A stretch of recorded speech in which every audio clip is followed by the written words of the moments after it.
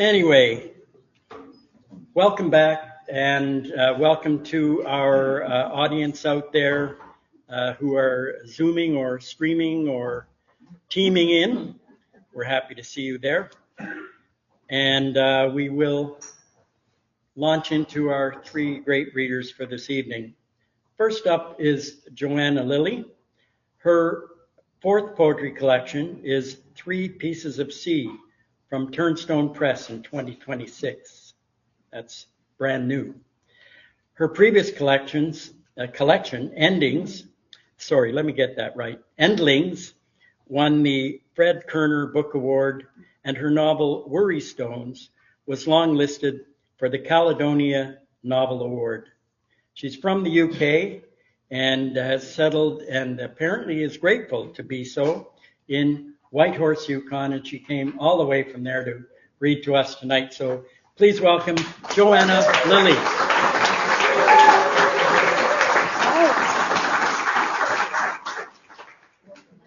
Thank you. What a welcome. Yes, I came down this morning on Air North. If you fancy a trip north, it's a good airline unless you're boycotting planes, or we run out of jet fuel, obviously. So, yes, so I'm very happy to live on the traditional territories there of the Tahan Quachin Council and the Kwanlin First Nation. So Stephen said my book was brand new. It's so brand new, it's not here yet. So, and I'm beginning to wonder if I imagined the whole thing. And I'm so grateful to Planet Earth Poetry for letting me read, even though I lied and said I would be here with my new book, and I'm not. So I suppose if you're interested in getting published, these things can happen, and you just have to find ways around it. But I am truly grateful for still being here, so thank you. I'm going to break the rule that Stephen set of letting the poem be the context. I will try not to ramble on too much between the poems, but I know I will be saying a little bit here and there. So the poems in the collection, Three Pieces of Sea, is a bit of an unusual project for me. Endlings was all about extinct animals. If There Were Roads, which is an older collection, is all about place. This one is all about responding to my sister's artworks. So it's actually gets quite personal. I've always tried to say that for me poetry is true, but it's not necessarily factual, because at some point the poem kind of takes over. And I write fiction too, so I don't really see a divide between those two genres. But this one is a bit more personal, and I was really trying to stick to the truth as I remember it. So if you are interested, so my sister was called Rebecca Lilley, and her website is RebeccaLilleyArtist.com. I'll be keeping her website going, and I talk a little bit about the book there as well, and you can see the artworks that I'll be that I have written poems about, and I'll read a couple of those tonight. And she died of breast cancer in 2015, and then I just sort of had this idea that it would be lovely. I just wanted to focus on her artworks, and then I thought I would love to write poems in response to them. It felt so personal. I didn't know if a collection would ever emerge. I was just sort of engaging, and of course I set the rules for myself that I would be writing in response to the artwork, so screen prints, paintings, sculptures. She sort of worked in many different disciplines. And then, of course, I break my own rules and I start writing about family and all those things as well. And, of course, it's all about me, even though it's supposed to be about her. So this is how it goes with poetry, in my view. So I'm going to read a poem now. This one is called Creation Story. It's the first poem in the imaginary book that I think is coming. And I realized, looking at all my sister's artwork, she had this theme of, especially screen prints of fish evolving into birds. So it would be like half fish, half bird, and just all very intriguing. And I was very interested in that. And my sister was it was very much part of her identity that she was born on an island at home, a little island in the River Thames in West London. My friend Sue here is from Kingston, so just upriver or downriver to Shepperton. Thank you, I'm having a blank. My sister was born, and it was just very important to her. And you know how, so I wasn't born for another 8 years, but you know how sometimes you feel as if you were there in a family history memory, even though you weren't born yet. So that whole sort of period, I feel like I was there, even though I wasn't. So this is called Creation Story. This is a prose poem. On a riverbank, it starts, where you see the fish become birds. You tell your family to look at the coots, but they always watch the swans. You tell them to listen to the trees, but they listen to the trees even less than they listen to you. So you draw pictures instead. It doesn't matter that they don't get it yet. They will, once they begin seeing how you see. Just because you're related doesn't mean they collect light like you do, bending rays through pupil to retina in quite the same way. You'll try again. You can't resist. You'll keep showing them the fish and the birds, how gills evolve into wings. It starts on a riverbank. You don't know where it will end. Thank you. So then we spent quite a lot of our childhood in Dartmoor, which is in the West Country, southwest England. And I wanted to, it's a place I feel very attached to as well. So I was very curious in thinking about how artists see the world, perceive the world, visual artists. And this was the 70s. And in those days, we would say my sister was difficult, she was awkward. Now we would say she was neurodiverse. Yeah, so I'm very sort of interested in perceptions. And she was quite a lively, independent character. So this one is called Dartmoor. Oh, and we would go on Sundays, my mother would make us all get in the van and we'd go to this tour, Dartmoor, beautiful national park, and go for a walk, which I thought was heaven, but I'm not sure my older siblings all quite felt the same way about that. This is called Dartmoor. You lead yourself across the moor. So every time I say you, I'm addressing my sister. Rebecca, I need to say her name, Rebecca, not my sister, because this is about her, not me. You lead yourself across the moor, lagging, tugging sheep's wool from gorse for weaving, plucking heather bells for paper making, ignoring the family dash to the top of the tor. Thrice crossing the stream, you ascend the periglacial clitter your side, sheepskinned, scarved and hatted, unravelling your woolen fingertips to rasp the cartography of symbiotic lichen, pocketing a granite Africa. At home, you lay the stone down, opening your moleskin to sketch Rhizocarpum geographicum, until you place it, wrapped in sheep's wool, in your knapsack, and cycle down Meeby Lane to find an Asia to return it to. Has anyone been to Dartmoor? I know there's a lot of English connections in Victoria and hereabouts. So I'm going to read a couple of poems that are actual responses to artworks, which is sort of an interesting experiment in a way, because I'm just reading, I'm not showing you the image, I'm reading a poem that I have written in response to it. And this is one of the ones where I do describe the poem a little bit, the artwork a little bit. It's a screen print, and it's called Mouse. And I almost want to come and chat with you afterwards to sort of see what you saw as I read these words. So the poem is called Mouse as well. That mouth, why so open and black? Why slipping? Why shadow? Not a children's book mouse, not a cartoon mouse going places. Stout mouse, whiskers repurposed for a mask. Not a mouse who fits under doors, not a mouse-trapped mouse. A dash of skirting, a possible plant. So, an outdoor mouse, a sharp-footed field mouse, ears almost mouse, but not the tube eyes, skinny rope tail. Dog mouse, green mouse, grass mouse, not a song mouse, growing up wrong mouse. List a dozen mouse facts. 10? 5 then.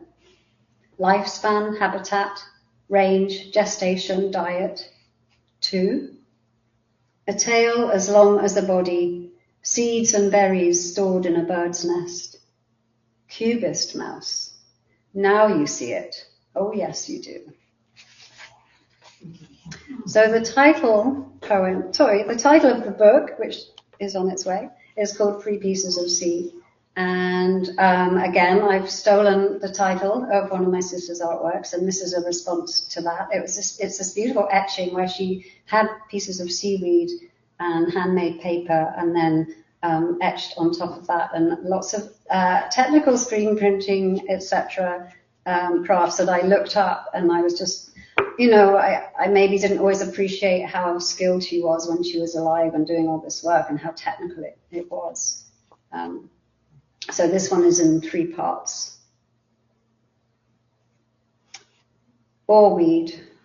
Swim with joy, with ocean gasping chill, and plunge to underwater, brackish divination, open-eyed, tasting iodine tang on skin, as each precipitating cloud and rising rivulet floods to sea. Sugar kelp. Watching a daughter wallow in shallow waves, swimming deeper, farther, horizon tugged. How water works, arm toe, chin toe, crossing an arm over a casualty's chest. How motherhood works, out sweep, in sweep, whip kick, quickly to a daughter's vortex for slippery hugs. Knotted rack.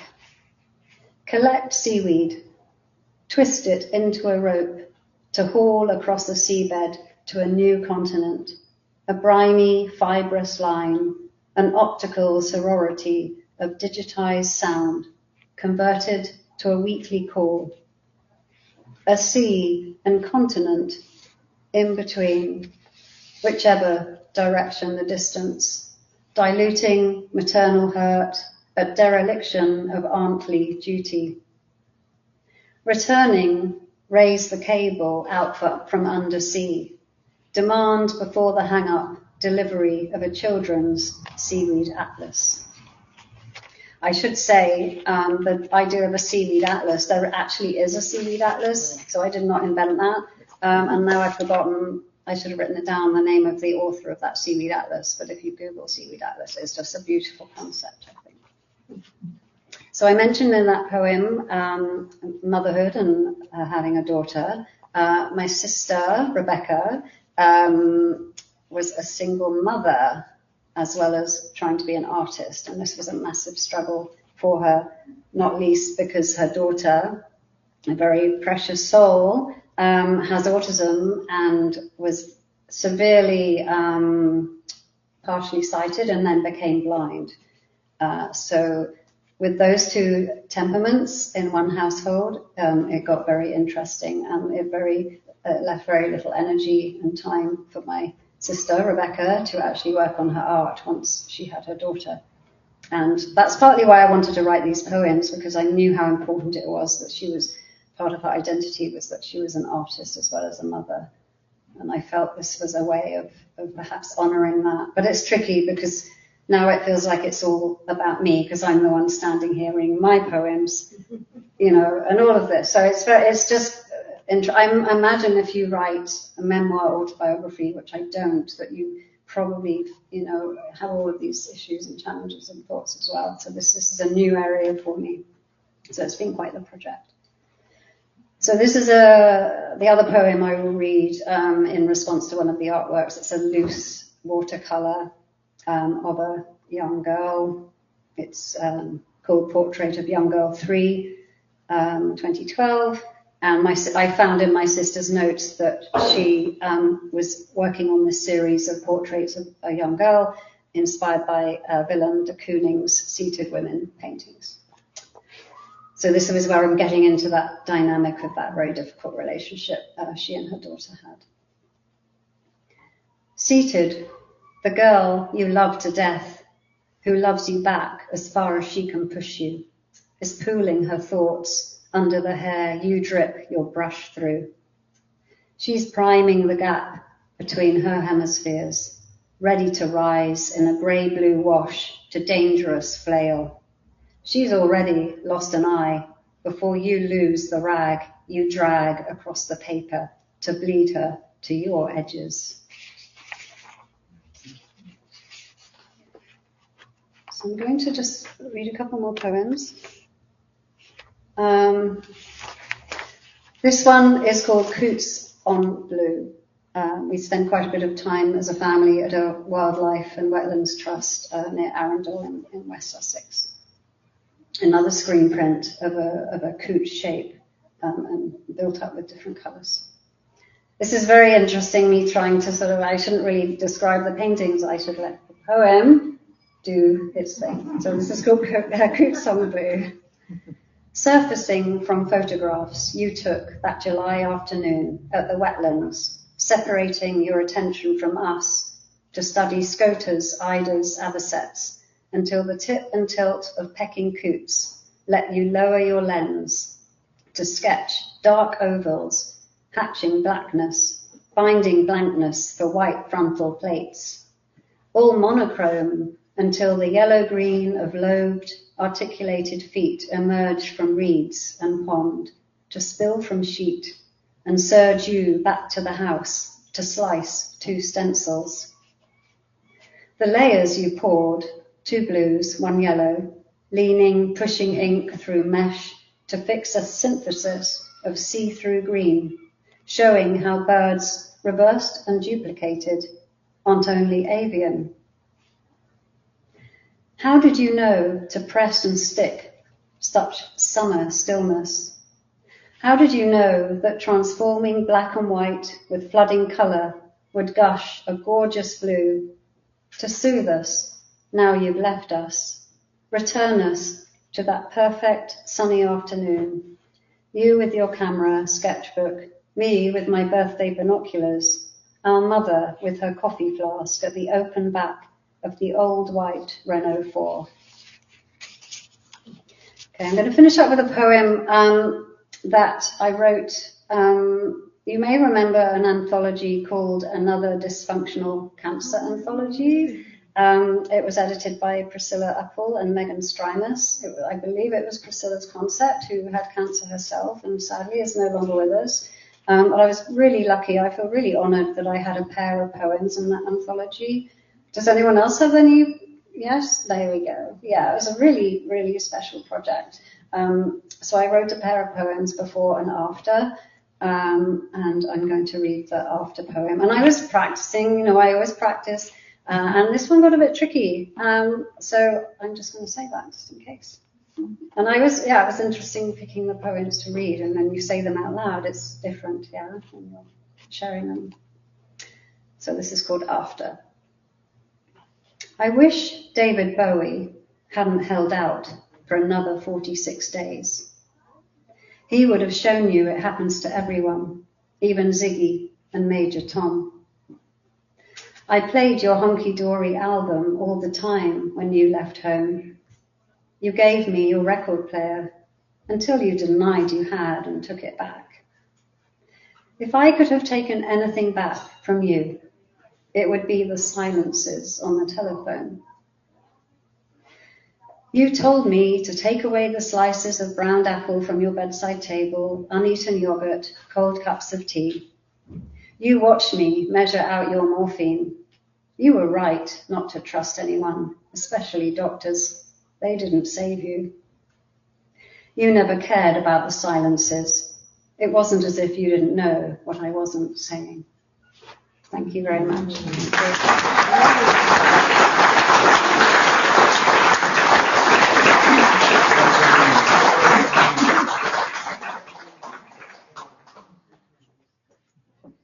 Thank you very much, Joanna.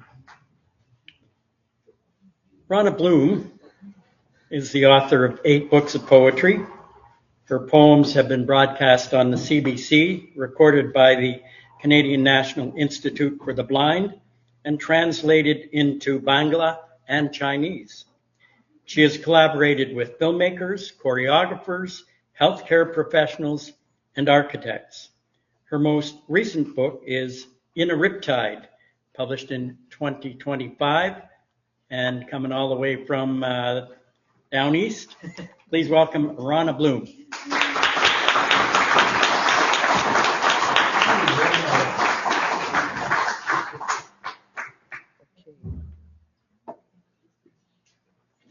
Hi, you look great. I might ask if I can take your picture later. Hi. So this poem has been in my head all day. It's not my poem. It's a little short poem by Hafiz, so I just wanted to give it to you. I wish I could show you when you are lonely or in darkness, the astonishing light of your own being.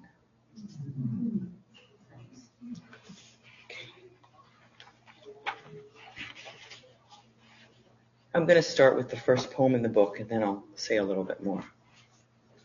Sound okay? Hello. Immeasurable. Today, a woman of no measurable age stopped me to ask where she could buy some meat, and her eyes filled up with tears when it seemed too far or impossible, and every shop was closed. I could do nothing but stand there, vibrating in the hesitant spring.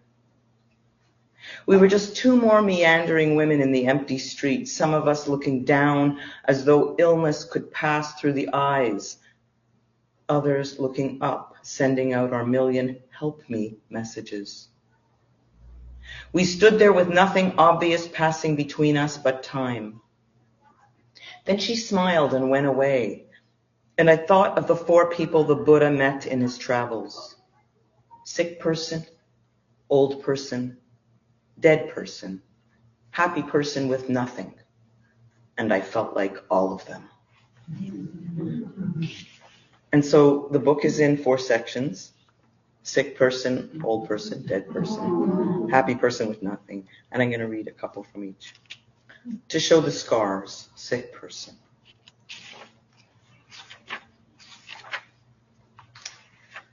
I'll start with this. I have a few poems in here that are tiny, like 2 lines. Title and 1 line. This is one. Lyrical Hospital. Who is your mercy contact? I had a student who, in his early 40s who died of cancer, and as he was dying, we were still working together, and I was spending time with him in the hospital. And this poem is called Things He Said Last Time We Visited. You smell like cloves and eucalyptus. Please spray some of that in my sleeves. I'll have a popsicle, lemon. Do you have more of that foot energy? Is the canister full? Thank you. I love you. I like that sweater. It makes sense you're here during these Gnostic rituals. I hope to go to Bridgepoint and have a big end-of-life celebration with all my friends. Do you consider yourself more a therapist or a witch? I've always liked citrus. It's the Earth's magnetic field. You're like the mother I need now. You are the mother I need now. I'd like to try the mango lassi.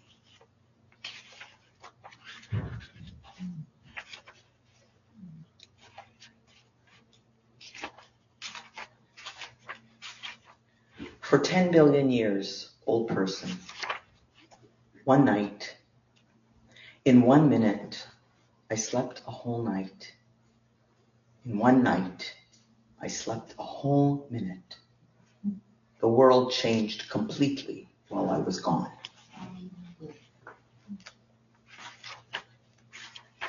October in my 62nd year.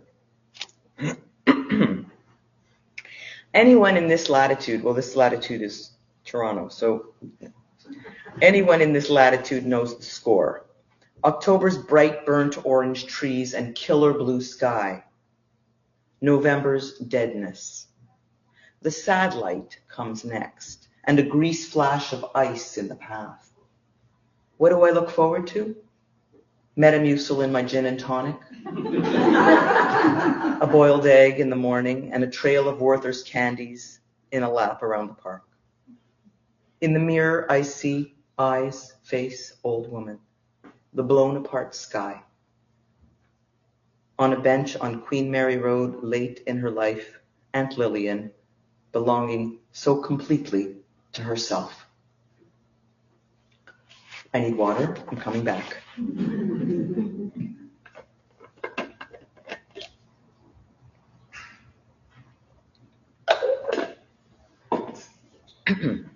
Okay, here's another really, really short one. Title and one line. Sisyphus gives up. Carry your own stone.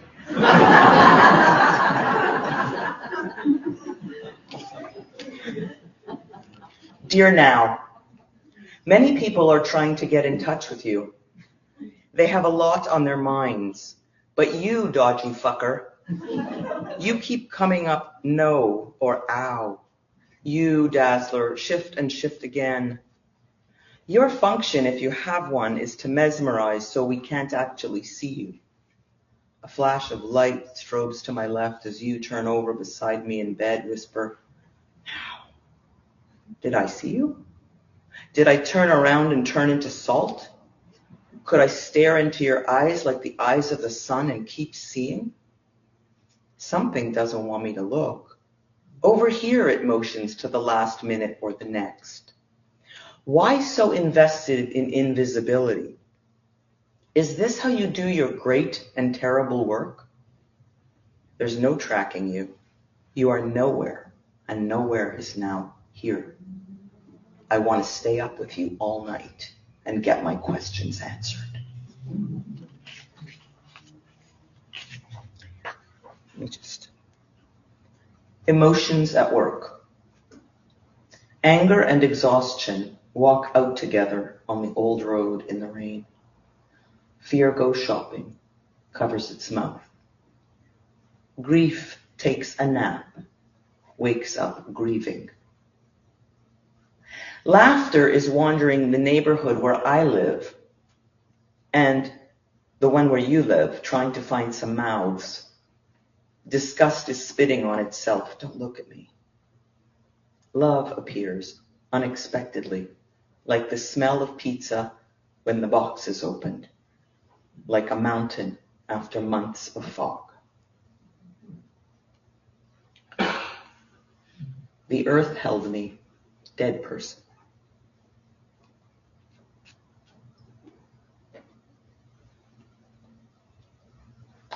All day I look at things. On Thursday at X o'clock, the nice doctor will give her the shot and she'll go. I plan to be there with her children, the new elders. All day I walk around in 30-degree heat, my toe rubbing the inside of my leather shoe reddening. Soon it will bleed.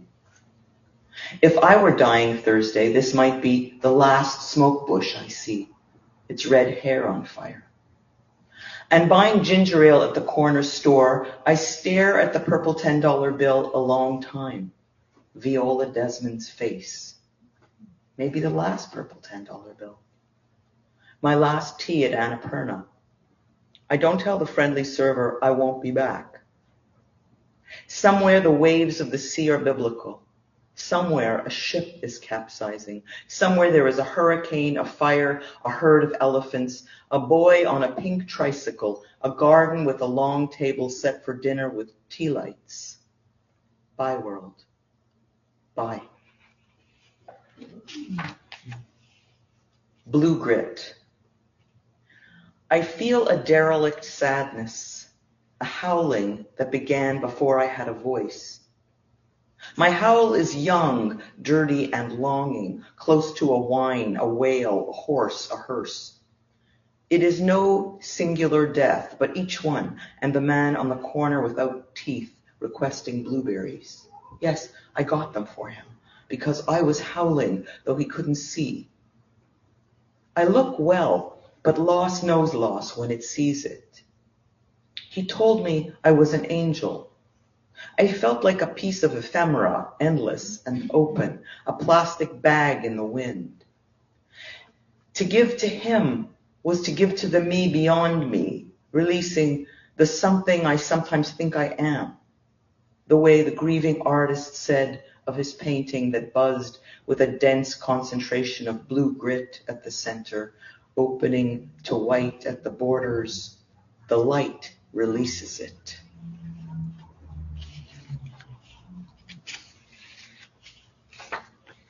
Don't close the door to the door to the door. Happy person with nothing. Sisyphus goes skiing. I'm writing to you from the top of the mountain. Dear friends, let me tell you, I never expected life to take such a turn. Icarus just brought me molten chocolate in a paper cup, and we sit before a fire with our feet up. This house is of a kind I've never seen before, built of stones I didn't carry, but someone did. Someone got here before me, before us, and left this place. What did they destroy for our pleasure? What did it cost them? I don't want to think of it. It's teeming with the young in brilliant colored stretchy outfits and the strangest boots, big boots the gods from my childhood might have worn, but made of unreal fibers and heavy, so heavy. But the thing is, I got here and I was carrying nothing, just 2 sticks to help me walk on these long pieces of wood. I sat in a chair that lifted me high into the trees, so high I could see the stars in their branches. And I made it. I'm resting, Ik and I so close to the sun, and I never want to go back down. So now I've run out of consciousness. I mean, I've run out of how much time I have. Anybody have any clue? 1 poem? 2 poems? Yeah, I think One? 1 or 2. 1 or 2. Okay. I read one. I like to err on the side of less. Happiness. Happiness was coming for me, unexpectedly from the sky, somewhere over Thunder Bay, 1,125 miles from where I was heading, 10 a.m. on the wing. It came rushing in with parcels of air, laden like a Christmas shopper. No, it was very light. My eyes had become overstimulated by the brightness at the window, but couldn't stop looking. We were there in the air, and the sky was coming for us with everything it carried. Minutes before, it was carrying the worry of the many, their furrowed foreheads, a knot of worry, promising not to let go. Then it did. It did let go. And outside, it was so sunny it hurt. And happiness, the only word, came rushing up like a big bully and pushed right in. It sounds like bragging, but I could see from this window that I'm not special.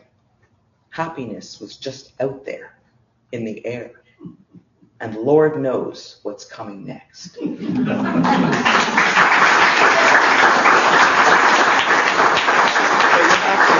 Okay, ready? Thank you. Thank you so much.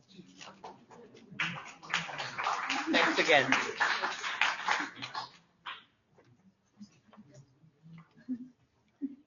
Thank you, Ronna.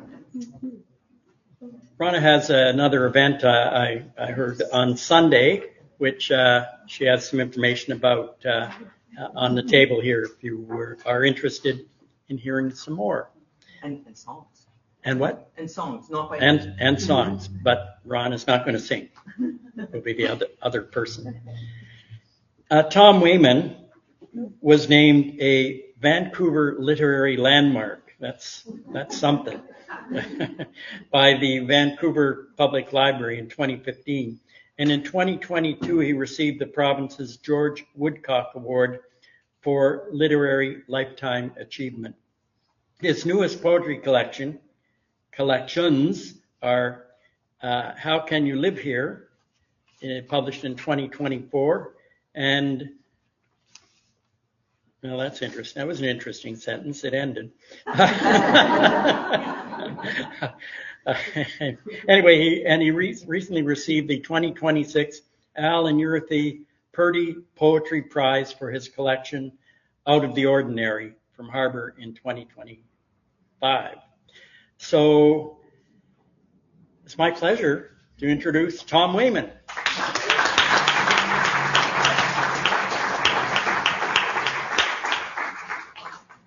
Thank you, Stephen, and a big thanks to Kieran for organizing tonight, and for all you folks for coming out here, and of course all the Planet Earth crew. The new book that won the Alan Urth Purdy Prize. This is a prize that began in 2024. Urth is Al Purdy's widow, and she won it in order to preserve his name and poetry, just to start a literary prize in her honor, in his honor, her honor too, I guess. The book arises because, as you know, the 21st century has been a bust since the beginning, and so my idea was to go deep into ordinary things. The poem is called Out of the Ordinary, trying to see if whether inside the things that surround us, like there's a poem about a carrot seed, a poem about a nail, a poem about a drop of water on a leaf, maybe in there we would find solace for what we're going through. Maybe in there we would find advice about how to deal with things. Maybe in there we would find inspiration that would carry us through. You've heard a number of poems about the dead tonight, and I think it's because poets are interested in elegies, and me too, because again, when we know the whole arc of a life, we go deeper into those lives, again, seeking solace, seeking advice, seeking inspiration. This poem is called COVID, Elegy, Guitar, Stand-Up Bass, and Rain. And it's set in Vancouver, and it's for Gordy Larkin, 1942-2021. A winter downpour drenches East Hastings Street on a windy January evening, so that the drumming or pizzicato bass notes of the drops that bounce from roofs and hoods of parked vehicles and the asphalt, or lash sideways against storefront windows and siding, mingle with the cymbal brush of tires that splash along pavement, sedans, buses, delivery vans, heavier trucks, to present a jazz anthem, melancholy but determined, dreamy for some moments, at others energetic, even harsh. Yet the composition offers the joyful promise of any effort that involves people together, creating a glimpse of a more harmonious existence. A possibility we might believe we leave behind as we pull open the door to the Waldorf beer parlor so many years ago, to be met by a cacophony of conversations, odor of stale liquor, the drifting fog of cigarette smoke that hangs in the air of the jammed space in which Gordy Larkin sits at one of the identical small round tables topped by a terry cloth cover. His hair, long in those days, sparse beard, bad front teeth, one eyebrow permanently higher than its twin. He waves us over and we peel off our soaked jackets as he signals a passing waiter, and soon a couple of fresh pitchers plus glasses for we newcomers arrive. In this era, differing kinds of beer are not on tap, only beer by pitcher or glass. The waiter picks the price from the pile of bills and coins on the table, accepts a tip Gordy deposits on the man's tray, which he loads with empties. Gordy mentions to us he has been telling the older guy seated with him, whom we're introduced to, an ironworker like Gordy's dad, how a couple of years ago fishing paid off for once, and from Gordy's cruise share, he was able to buy a muscle car. My 17-foot penis, he laughs, and begins a story about the misadventures of a sailboat skipper he crewed for. Around us, other fishermen drink, and longshoremen, the Longshore Hall, not far away in the rain, and also carpenters, crane truck drivers, air conditioning installers, factory hands, warehouse employees. Also at some tables are activists of the labor left, replaying a just finished union local meeting, protest planning meeting, or organizing committee meeting. The stories at table after table interweave into another music, discordant, hilarious, angry, and tender. What else but a kind of love underlies the outrage, grievances, denunciations of fools that draw some of these drinkers to ask for, to choose to serve a vision of a better life at work, a city transformed. Gordy's laugh at the end of one more tale, a run of notes. So McPhee tells me, let me know when the revolution starts. I'll be right here, having a brewski. Gordy's guitar rang out the union hymns, resistance songs, at picket lines, movement rallies, union conferences, a retirement party, decade after decade into a new century. At the mic, his fingers marked by maritime hooks and lines formed a chord, then another, then a third, combining to vibrate out a creed. We're moving. Ruled by kings, priests, owners, pushed aside or blunted. We have a huge distance to go, no question, but what was illegal is now usual. The right to organize, 8 hours, employment standards, health and pension benefits. We're still subject to arbitrary authority, even if protected a little by collective bargaining. No control by us of the effect on our community of the goods or services we make happen. The talking shop still claims to create the laws, a cover for the wealthy pulling the strings. We're on our way though. Sure, you can hear a horrible grating noise on the driver's side rear brake, gas gauge broke, the GPS gone haywire, yet we're moving. Despite these setbacks, we'll get there, the whole pathetic, obstinate, devious bunch of us. Nothing can stop us now, resentful, entitled, scheming, or clinging to ridiculous, thoroughly disproved notions. We're a planet of jerks. No wonder it's taken such a long time. Not one good or noble idea, but somebody can't turn it into a shithouse or madhouse or a drug that stuns those who shoot it up if it doesn't kill you. This is who we are. Slagging our friends, aping our enemies. We're all we have available to construct the new and shining world. In the end, he can't breathe.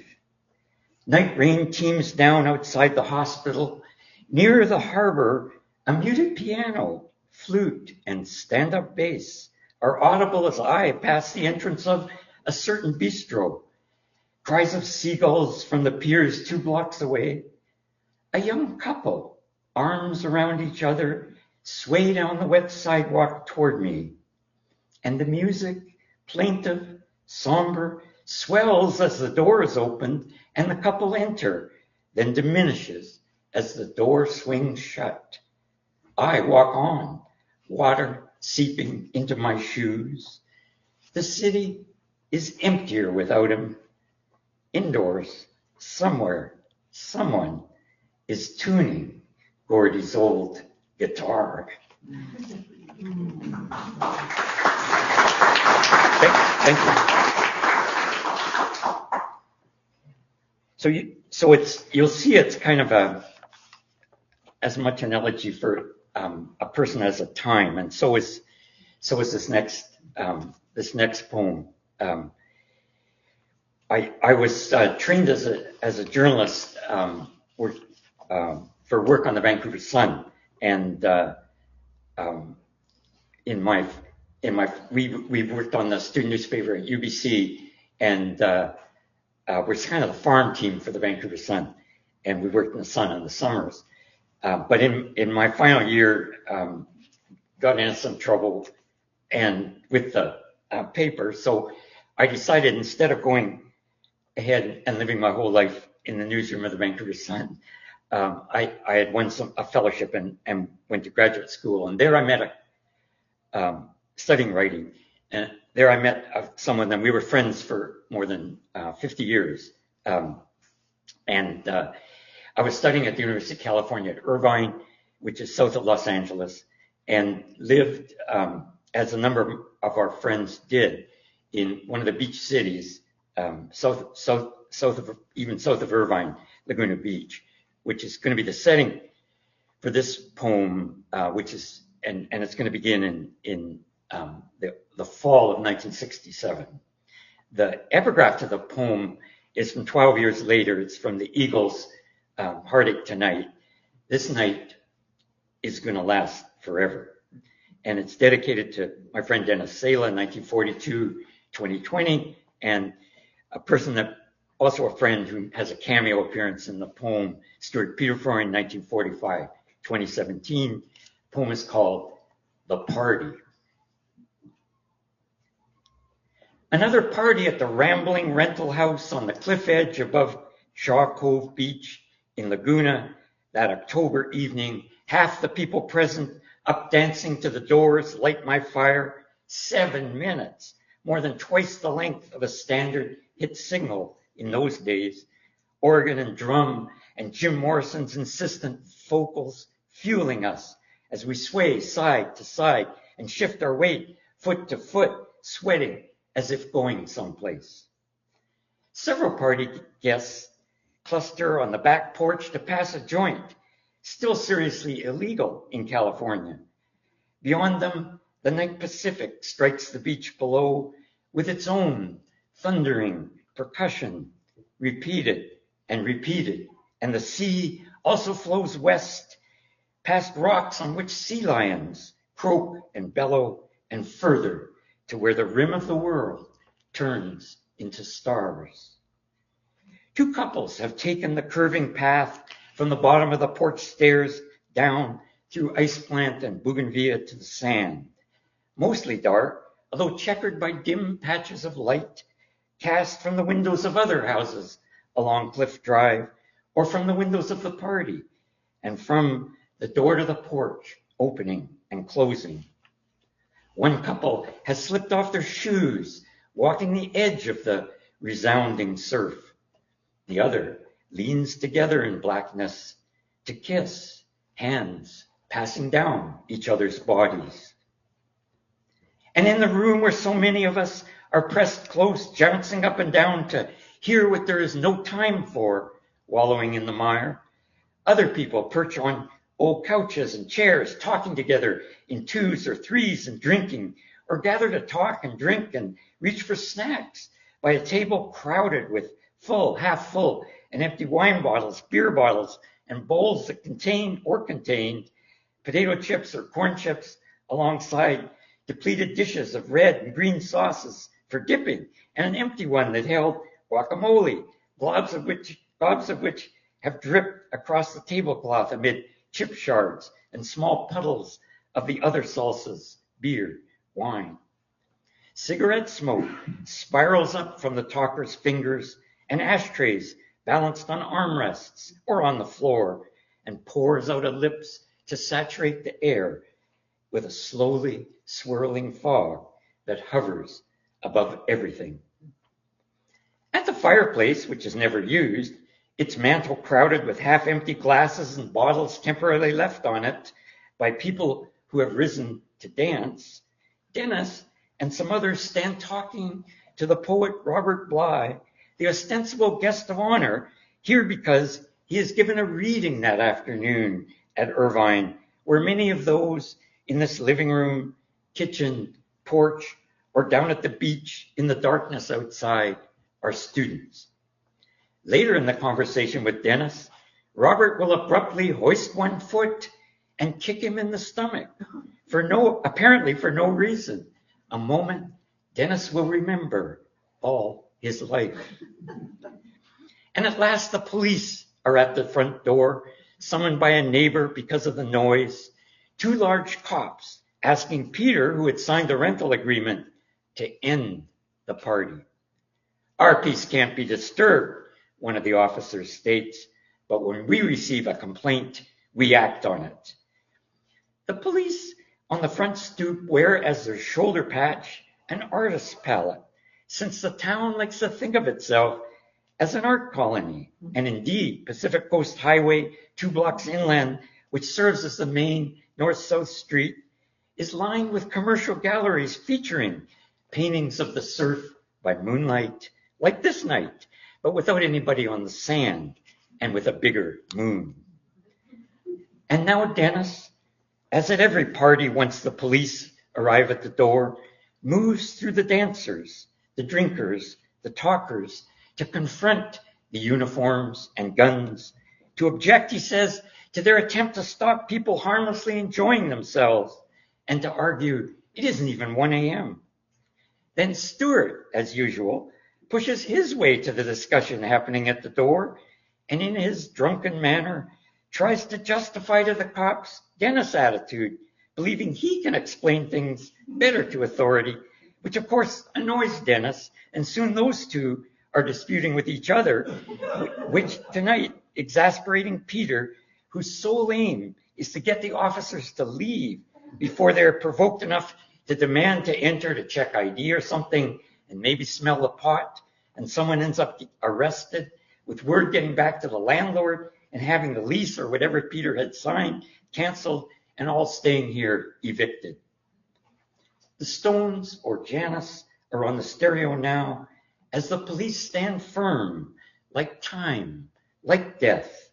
You have to shut it down. As the dancing inside continues, the dancers forgetting for a moment a low mark on a quiz, or their draft status, or a paper due Monday, or how to end the war in Asia, or some of their poems rejected by a magazine, or the situation in Watts, or of Chavez's farm workers, or that they wish they had asked Aaron rather than Joan to dance. That dancing, that music, the party, even after the cops leave with their warning, "Don't make us come back," continues. The dancing has lasted for years, decades, across a new century, through the fear of nuclear obliteration, the great fires, fierce rain, Main Street and Forest Avenue flooded, war after war, love after love. That dancing goes on. The dancing, the party, the night, the dancing. Thank you.